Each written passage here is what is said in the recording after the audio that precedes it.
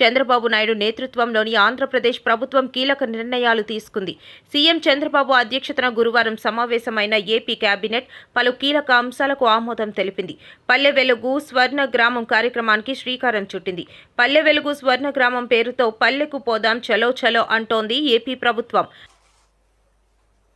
ఈ రాష్ట్ర అభివృద్ధి కోసం, రాష్ట్రంలో పారిశ్రామిక అభివృద్ధి, తద్వారా ఉపాధి కల్పన కోసం పడుతున్న కష్టానికి ఫలాలు అందుతాయనే విషయం ఈరోజు తీసుకున్న నిర్ణయాలు బట్టి చాలా స్పష్టంగా అర్థమవుతుందని చెప్పేసి మనం చేస్తా ఉన్నాను. ఏదో ఊహాజనితమైన హామీలు, ప్రజల్ని మభ్యపెట్టి ఉపన్యాసాలకి పరిమితం అవ్వకుండా ఈరోజు ఒక మంచి నిర్ణయం, ఏదైతే Arcelor Mittal Nippon steel India limited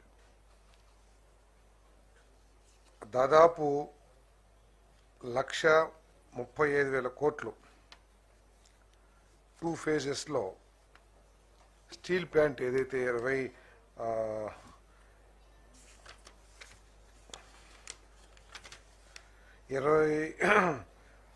17.8 million టన్నుల